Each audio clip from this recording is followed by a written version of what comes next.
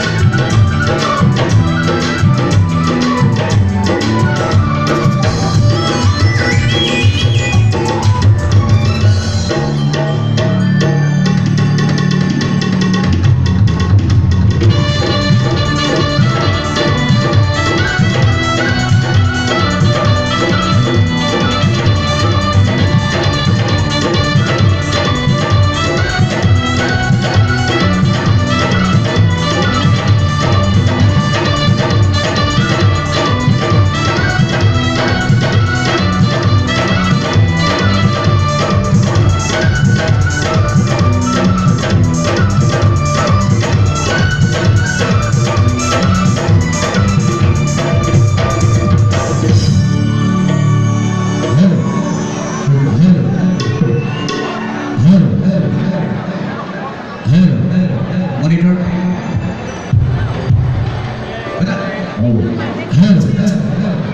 Hello, sir.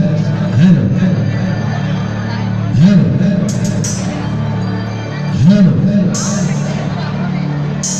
Sir. कौन पाए सो? Hello. खुला हुआ ना मानो.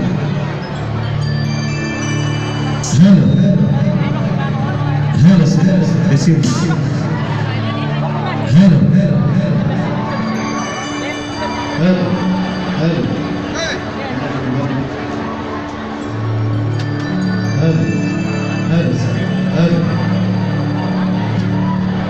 Hello, sir. Receive, sir. Dinner receive. Hello.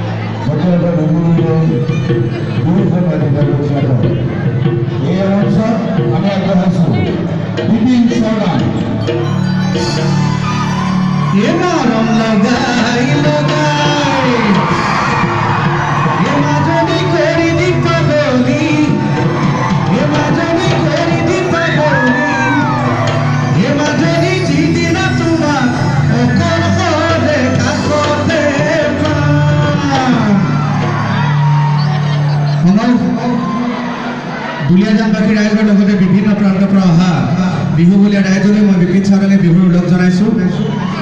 উদযাপন সমিতিৰ তৰফৰ পৰা মোক আপোনালোকৰ ওচৰলৈ কেইটামান গীত গাবলৈ আমন্ত্ৰণ জনাইছিলে আৰু সেই মৰ্মে মই আপোনালোকৰ ওচৰলৈ কেইটামান গীত পৰিৱেশন কৰিবলৈ আহিছোঁ। বিহু বতৰ অকণমান বিহু কৰিম। আমাৰ ডেকা গাভৰুবিলাক সকলো আছেনে? ঠিক আছে, মই গাই যাম, আপোনালোকে সকলোৱে সহযোগ কৰক, ভাল লাগিব একেলগে। এ মৰম লগাই লগাই, মৰম লগাই লগাই, এ মাজনী কৰি দি পাগলী, এ মাজনী কৰি দি পাগলী, এ মাজনী সিদিনা পুৱা অকলে কাষতে পাম। মৰম কৰি কৰি, মৰম কৰি কৰি, এ মাজনী মৰমে পহুৱা, মাজনী মৰম পহুৱা, মাজনী যৌৱনৰ নদী, দুয়োনো গতি ভাগি যাম। মৰম লগাই লগাই, মৰম লগাই লগাই, এ মাজনী কৰি দি পাগলী, মাজনী কৰি দি পাগলী, মাজনী যিদিনা পুৱা অকলে কাষতে পাম। মৰম কৰি কৰি, মৰম কৰি কৰি, এ মাজনী মৰমে পহুৱা, মাজনী মৰমে পহুৱা, মাজনী যৌৱনৰ নদী, দুয়োনো গতি ভাগি যাম। এ যৌৱনৰ নদী, দুয়োনো গতি ভাগি যাম। এ যৌৱনৰ নদী, দুয়োনো গতি ভাগি যাম। এ যৌৱনৰ নদী, দুয়োনো গতি ভাগি যাম। ধন্যবাদ। হেল্ল'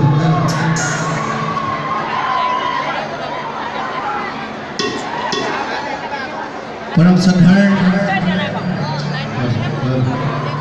অল ইণ্ডিয়া ঠিকাদাৰ সন্থাৰ সৌজন্যত আৰু অল ইণ্ডিয়া সমূহ ব্যৱসায়ীসকলৰ উদ্যোগত উদযাপন কৰা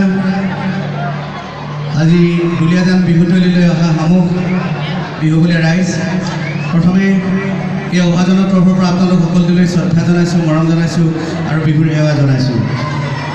উদযাপন সমিতিৰ তৰফৰ পৰা মোক আপোনালোকৰ ওচৰলৈ কেইটামান গীত গাবলৈ আমন্ত্ৰণ জনাইছিলে আৰু সেই মৰ্মে মই আপোনালোকৰ ওচৰলৈ কেইটামান গীত পৰিৱেশন কৰিবলৈ আহিছোঁ। অৱশ্যে আপোনালোকে মোক সকলোৱে জানে, সকলোৱে চিনি পায়, মই আগতেও কেইবাবাৰো আহিছোঁ ইয়ালৈ।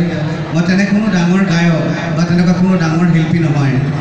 অসমৰ কেইজনমান কেছেট প্ৰযোজকে কেইটামান কেছেটত গীত গাবলৈ মোক সুবিধা দিছিলে আৰু কেইটামান কেছেটত মই গীত লিখিছিলোঁ, আপোনালোকে জানে, আৰু সেইটো কাৰণে হয়তো মই গায়কৰ নাম পাইছোঁ। অসমৰ শিল্পী জগতখনত মই যেনেধৰণে খোজ পেলাব লাগিছিলে ঠিক তেনেধৰণে মই আজিও খোজ পেলাবলৈ সক্ষম হোৱা নাই। অসমৰ বিভিন্ন চুকে কোণে ৰাইজৰ আশীৰ্বাদ বিচাৰি ঘূৰি ফুৰিছোঁ। আজি আমাৰ দুলীয়াজান বিহুতলীতো দেখিছোঁ হাজাৰ হাজাৰ ৰাইজে উপচি পৰিছে। মই ৰাইজৰ পৰা আশীৰ্বাদ বিচাৰিছোঁ যাতে আপোনালোকৰ আশীৰ্বাদৰ দ্বাৰাই মই অসমৰ শিল্পী জগতখনত এখোজ দিব পাৰোঁ। আৰু আপোনালোকে ইয়াকো জানিব, মই একেবাৰে গাঁৱলীয়া ল'ৰা। পথাৰত যেতিয়া মই হাল বাই থাকোঁ, কোৰ মাৰি থাকোঁ, তেতিয়া মই গীতবিলাক ৰচনা কৰোঁ আৰু সেইবিলাক গীতেই মই অসমৰ শ্ৰাব্য কেছেটলৈ আগবঢ়াওঁ। সৰুৰে পৰা দেশৰ মাটিৰ গুণ থকা গীতবিলাক গাই মই ভাল পাওঁ। ঠিক তেনেকুৱা এটা গীতেৰেই আজি মই মোৰ অনুষ্ঠান আৰম্ভ কৰিব বিচাৰিছোঁ। ৰাইজৰ শ্ৰীচৰণত হাতযোৰ কৰিছোঁ। গীত মাত পৰিৱেশন কৰোঁতে ভুল ক্ৰুটি ৰৈ গ'লে আপোনালোকৰ নিজ গুণে মাৰ্জনা কৰিব। ধন্যবাদ। ডেকা ল'ৰাবিলাক নাচো নাচো কৰি আছে পিছফালে, হয়নে?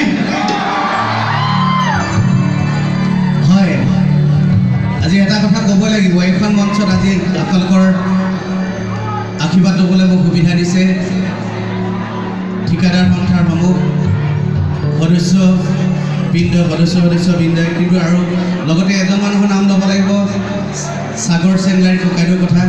তেওঁ মাত্ৰ এটা ফোন কৰিছে যে বিপিন, আমাৰ এইখন প্ৰগ্ৰেম কৰিবলৈ তুমি আহিব লাগিব বিহু মঞ্চত।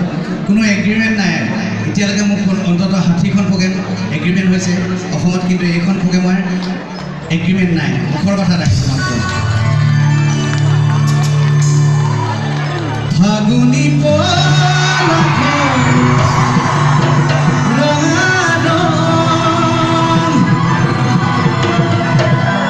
নাজানো জোৰণি কালৈ মই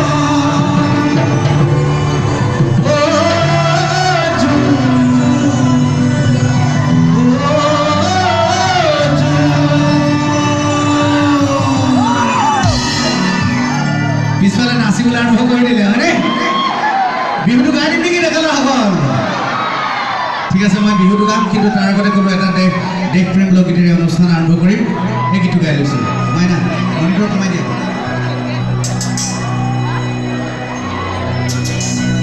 তোহৰ বাবে